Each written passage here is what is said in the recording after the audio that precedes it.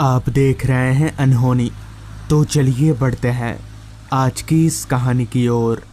काम के लिए मैं शहर में रहता था, जबकि मेरे परिवार वाले सब गांव में रहते थे। काम के चलते बहुत दिनों से मेरा गांव जाना नहीं हो पा रहा था, मगर एक दिन सुबह सुबह पापा का कॉल आया। उन्होंने बताया कि दादी की तबीयत सही नहीं है और वो अपने आखिरी वक्त पर मुझे देखना चाहती है। हालांकि अगर कोई दूसरा कारण होता तो मैं मना भी कर देता, मगर इसके लिए मैं गांव जाने के लिए मना नहीं कर सका। फिर क्या था, मैंने अपना बोरिया बिस्तरा उठाया और सीधे गांव पहुंच गया।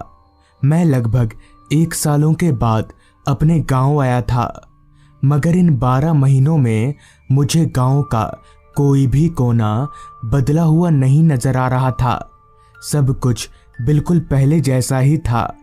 अभी भी गांव में ज्यादातर घर मिट्टी के ही थे। खैर, मैं दादी से मिला और बाकी घर वालों से भी।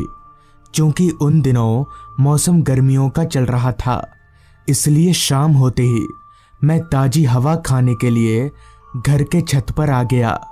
वाकई में छत पर हवा बहुत अच्छी चल रही थी। ऐसा लग रहा था जैसे किसी ने 10-10 पंखे चलाकर छोड़ दिए हो। कुछ घंटे यूं ही छत पर टहलने के बाद अब लगभग अंधेरा हो चुका था। छत पर से सारा गांव नजर आ रहा था।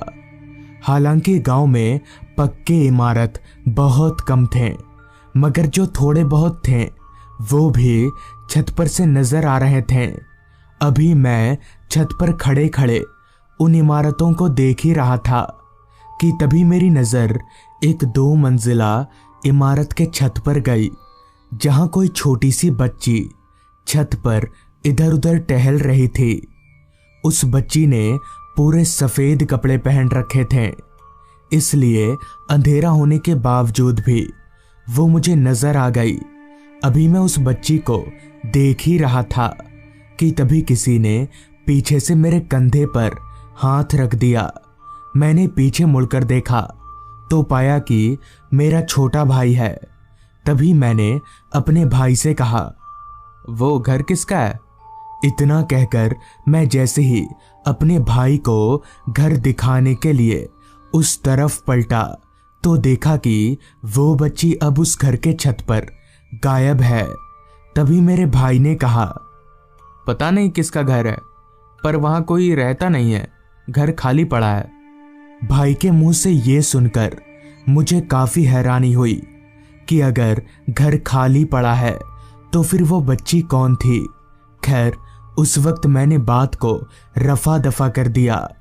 कुछ ही घंटों में रात हो गई। मेरी आदत थी कि जब भी मैं गांव आता था, रात का खाना पीना करके टहलने जरूर जाता था। तो उस रात भी मैं खाना पीना करके टहलने निकल गया। पूरा गांव खामोशी में डूब चुका था, क्योंकि अमूमन गांव के लोग शहर के मुकाबले जल्दी सो जाया करते हैं, इसलिए मुझे ज्यादा हैरानी नहीं हुई। रात का खाना आज कुछ ज्यादा ही हो गया था, तो मैंने सोचा क्यों ना थोड़ा दूर तक टहला जाए, और यही सोचकर मैं आगे की तरफ चलने लगा। तब रात के यहीं कोई 9 बज रहे होंगे। मैंने सोचा क्यों ना वहां चला जाए जहां पहले हम दोस्तों की महफिल जमती थी। मगर जब मैं वहां पर पहुंचा तो वहां कोई नहीं था। तभी याद आया कि सभी दोस्तों की शहर में नौकरी लग गई है।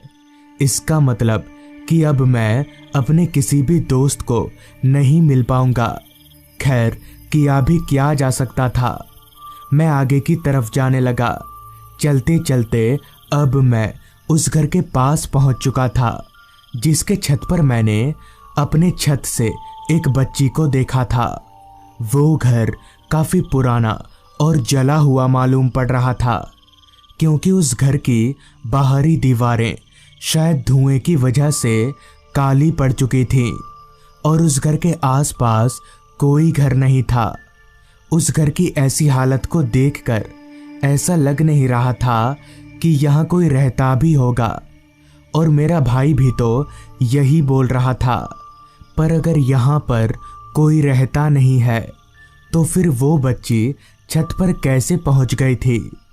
उस घर को देखकर ये सब ख्याल फिर से मेरे जहन में उमड़ने लगे थे। ना जाने क्यों मेरा ध्यान बार बार उस घर की तरफ आकर्षित हो रहा था, जैसे कोई मुझे उस घर के अंदर बुला रहा हो। अभी मैं खड़े खड़े ये सब सोच ही रहा था कि तभी उस घर का दरवाज़ा, जो कि आधा जला हुआ था, वो अपने आप ही एकदम से खुल गया।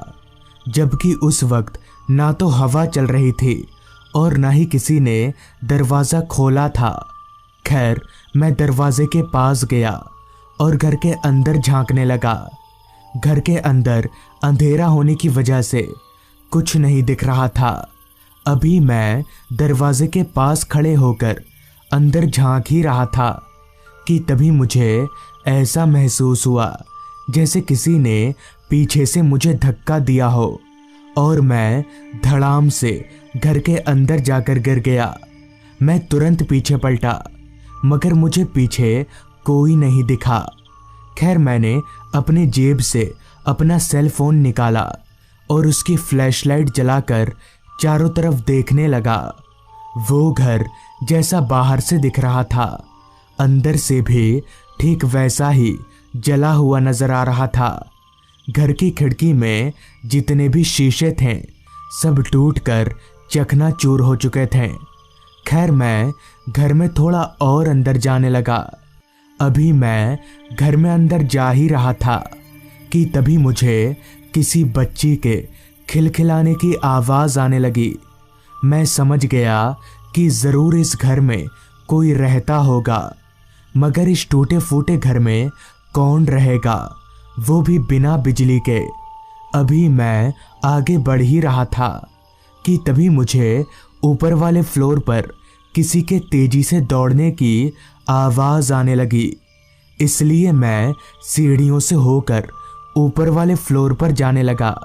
सीढ़ियाँ चढ़कर मैं ऊपर वाली मंजिल पर पहुंचा तो मैंने देखा कि वही बच्ची जिसे मैंने छत पर से देखा था, वो दूसरी मंजिल के फ्लोर पर इधर उधर भागे जा रही है। मगर वो अकेली नहीं थी, उसके साथ उसके पीछे पीछे एक औरत भी भाग रही थी। ऐसा लग रहा था जैसे वो दोनों खेल रहे हो, क्योंकि वो बच्ची भागते हुए भी खिलखिला रही थी। अभी मैं सीढ़ी के पास से छिपकर उन दोनों को देख ही रहा था कि तभी अचानक से उस औरत और उस बच्ची के चेहरे से एक अजीब तरह की रोशनी निकलने लगी और मुझे उन दोनों का चेहरा साफ तौर पर नजर आने लगा। उन दोनों की शक्ल पूरी तरह से जली हुई थी और उसकी आंखें अब लाल चमकने लगी थी। ये देखकर मेरी हिम्मत धरी की धरी रह गई। मेरी सांसें बिना भागे ही तेजी से ऊपर नीचे होने लगीं। मुझे समझ नहीं आ रहा था कि अब ये क्या बला है, क्योंकि मैं ऐसी चीज अपनी जिंदगी में पहली बार देख रहा था। पता नहीं क्यों, मगर उस वक्त मेरे जहन में भागने का भी ख्याल नहीं आ रहा था। सब कुछ मेरी समझ से परे हो रहा था। डरी हुई निगाहों से अभी मैं उन दोनों औरत और बच्ची को देख ही रहा था कि तभी मैंने देखा, थोड़ी देर पहले तक जो वो दोनों जमीन पर दौड़ रहे थे, अब उनके पैर जमीन से 2 फीट ऊपर हो चुके हैं और वो दोनों हवा में उड़ते हुए चल रही हैं। ये देखकर मेरा पूरा दिमाग हिल गया। आखिर कोई इंसान हवा में कैसे उड़ सकता है? अभी मैं ये सब हैरान कर देने वाला नज़ारा देख ही रहा था कि तभी पीछे से मुझे एक आवाज़ आई। बिना बताए किसी के घर में ऐसे घुस आते हैं? आवाज़ सुनते ही मैं तुरंत पीछे पलटा तो पीछे का दृश्य देखकर मेरे होश उड़ गए, क्योंकि ठीक मेरे पीछे मुझसे कुछ सीढ़ी नीचे एक आदमी खड़ा था। उसकी भी शक्ल पूरी तरह से जली हुई थी और उसकी आंखें लाल चमक रही थी। इतने में ही वो औरत और बच्ची भी वहां पहुंच गए।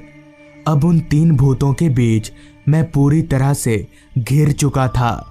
समझ में नहीं आ रहा था कि अब मैं यहाँ से कैसे बाहर निकलूं। धीरे धीरे डर और घबराहट मुझ पर हावी होने लगा और फिर वही हुआ जिसका मुझे डर था। मैं वहीं पर गिरकर बेहोश हो गया। अगली सुबह जब मेरी आंख खुली तो मैं अपने घर पर था। घर वालों ने बताया कि मैं उन्हें उस घर के बाहर बेहोश मिला। फिर मैंने घर वालों को धीरे धीरे सब कुछ खुलकर बताया, जिस पर उन्होंने बताया कि दरअसल आज से 6-7 महीनों पहले उस घर में एक 3 लोगों का परिवार रहा करता था। पति पत्नी और उनकी एक 8 साल की छोटी सी बेटी। लेकिन पता नहीं कैसे एक दिन उनके घर का गैस सिलेंडर ब्लास्ट हो गया और बदकिस्मती से उस वक्त वो तीनों ही किचन रूम में ही मौजूद थे, जिस वजह से उनकी मौत हो गई। धमाका इतना जोरदार था कि वो घर तो क्या, आसपास के 1-2 और घर भी जल गए। तब से उस घर में कोई नहीं जाता। तो दोस्तों, ये थी आज की कहानी। अगर आपको ये कहानी अच्छी लगी हो तो चैनल को ज़रूर सब्सक्राइब कर लें। तो मैं आपका दोस्त आर्यन जल्द ही मिलूँगा आपसे ऐसी ही एक कहानी के साथ।